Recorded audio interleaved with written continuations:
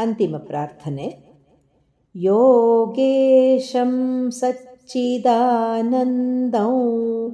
ವಾಸುದೇವಂ ವ್ರಜಪ್ರಿಯಂ ಧರ್ಮಸಂಸ್ಥಾಪಕಂ ವೀರಂ ಕೃಷ್ಣಂ ವಂದೇ ಜಗದ್ಗುರುಂ ಕೃಷ್ಣಂ ವಂದೇ ಜಗದ್ಗುರುಂ. ಯೋಗೇಶಂ ಸಚ್ಚಿದಾನಂದಂ. ಇಲ್ಲಿ ಸಚ್ಚಿದಾನಂದ ದದ ನಂತರ ಬಂದ ಅನುಸ್ವಾರ ಅನುನಾಸಿಕ ವದ ಉಚ್ಚಾರಣೆ, ಅಂದರೆ ಮೂಗಿನಿಂದ ವದ ಉಚ್ಚಾರಣೆ. ಸಚ್ಚಿದಾನಂದಂ ವಾಸುದೇವಂ ವ್ರಜಪ್ರಿಯಂ ವಾಸುದೇವಂ. ಇಲ್ಲಿ ಸಹ ಅನುನಾಸಿಕ ವದ. ವ್ರಜಪ್ರಿಯಂ ಜದ ಮೇಲೆ ಆಘಾತವಿದೆ, ಪಕಾರದ ಆಘಾತ ಕೊಟ್ಟು ಹೇಳಬೇಕು. ವ್ರಜಪ್ರಿಯಂ ಧರ್ಮ ಸಂಸ್ಥಾಪಕಂ ವೀರಂ. ಧರ್ಮ ಧ ಮಹಾಪ್ರಾಣ, ಹಾಗೆ ಸಂಸ್ಥಾಪಕಂ ಸಂಸ್ಥಾ.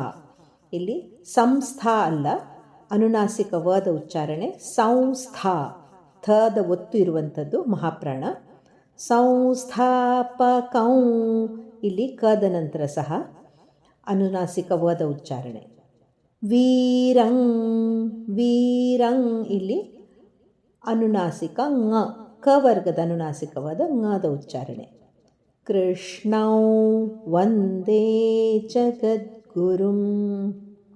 ಕೃಷ್ಣಂ ಇಲ್ಲಿ ಅನುನಾಸಿಕ ವ. ಕೃಷ್ಣಂ ವಂದೇ ಜಗದ್ಗುರುಂ. ಪೂರ್ಣ ಶ್ಲೋಕ ಕೇಳಿ.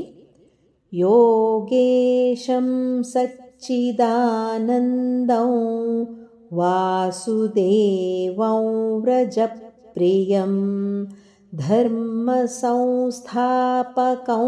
ವೀರಂ ಕೃಷ್ಣಂ ವಂದೇ ಜಗದ್ಗುರುಂ ಕೃಷ್ಣಂ ವಂದೇ ಜಗದ್ಗುರುಂ. ಸತ್ ಶಾಶ್ವತ ಸತ್ಯ, ಚಿತ್ ಪರಿಶುದ್ಧ ಜ್ಞಾನ ಮತ್ತು ಆನಂದ ಪರಮಾನಂದ ಸ್ವರೂಪನಾದವನು. ಈ ಶ್ಲೋಕವು ಭಗವಾನ್ ಶ್ರೀಕೃಷ್ಣನನ್ನು ಸ್ತುತಿಸುವ ಅತ್ಯಂತ ಪವಿತ್ರವಾದ ಪ್ರಾರ್ಥನೆ ಆಗಿದೆ.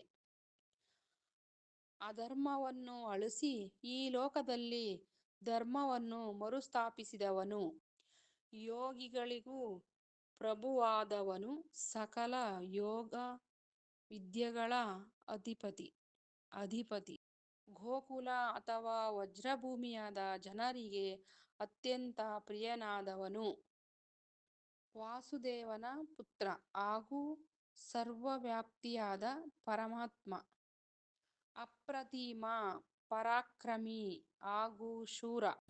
ಈ ವಿಡಿಯೋ ಇಷ್ಟ ಆದರೆ ಲೈಕ್ ಮಾಡಿ, ಶೇರ್ ಮಾಡಿ, ಸಬ್ಸ್ಕ್ರೈಬ್ ಮಾಡಿ. Thank you for watching.